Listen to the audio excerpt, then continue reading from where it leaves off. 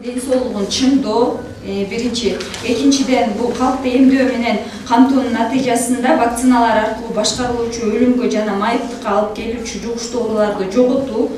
Нарын облустук үй-бүлөлүк медицина борборунда шаал, дифтерия жана коронавирус илдеттерин алдын алуу максатында медицина кызматкерлери Нарын шаарындагы мектептердин, бала бакчалардын кызматкерлерине тегерек стол уюштурду. Жыйындын негизги максаты ооруларды алдын алуу үчүн эмдөөнүн зарыл экендигин түшүндүрүү.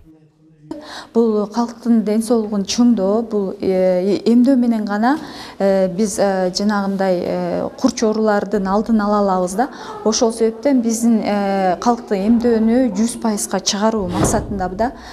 Бул мисалга алсак, полиомиелит, дифтерия, бул оорулардын эгерде адам ооруп кала турган болсо, бул майыптыкка алып келет да, өлүмгө да алып келет. Ошол себептен ошол нерселердин баарын алдын алуу максатында бул жумалык жарыяланды. Март айында облуска Кытайдын Sinopharm вакцинасынын 8000 дозасы алынып келинген. Эмдөө 2 этапта жүргүзүлгөндүктөн бул доза 4000 адамга жетет. Учурда вакцинаны облус аймагынан 1347 жаран алды. Алардын ичинен өзүн жаман сезген жарандар катталган жок. Ошентсе да вакцина алганга жарандар көп шашылган жок.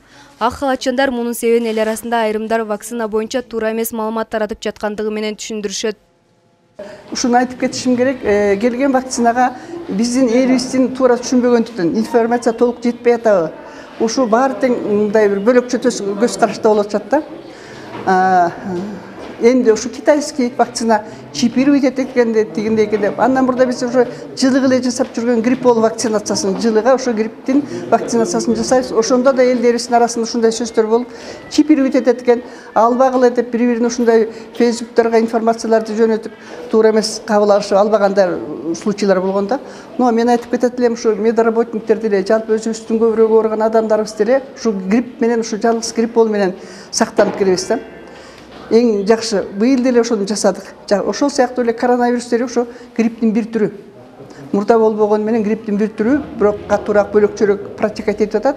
Ошону деле кайра ушу вакцинация менен биз ооздуктайбыз деп ойлойбуз. Бүткүл дүйнөлүк саламаттыкты сактоо уюму COVID-19 алдын алууга таасирин бере алат деген 5 вакцинаны аныктады. Адистердин айтымында анын эң эффективдүүсү Кытайдын вакцинасы. Анткени вакцина иштеп чыккан иммунитет организмде 1,5–2 жылга чейин сакталат. Маалымат үчүн айтсак, орозо кармаган адам эмдөөдөн өтө албайт.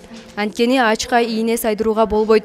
Ошондой эле жакынкы арада таажы вирусун жуктуруп айыккандар, өпкөдө өнөкөт оорулары барлардын вакцина алуусуна тыюу салынат.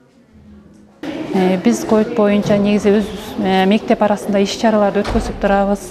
Балдар менен иш-чараларды жакшы өткөзүп, соблюденияларды карап, балдарды киргизүү температураларын ченеп, ооруган балдарды өзүнчө фильтровка кылып, маска тагынуу, алдын алуу иш-чараларын өткөзүп жатабыз.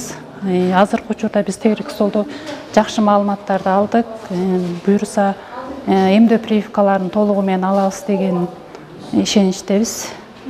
COVID-19 илдетин алдын алуу үчүн эмдөөдөн өтүү зарыл. Анткени адамда антителаны пайда кылуучу бул вакцина ооруну алдын алып, жуктуруу тобокелдигин төмөндөтөт. Диана Советбекова, Жеңиш Абдылдаев, Өлкө Деми, Нарын шаары.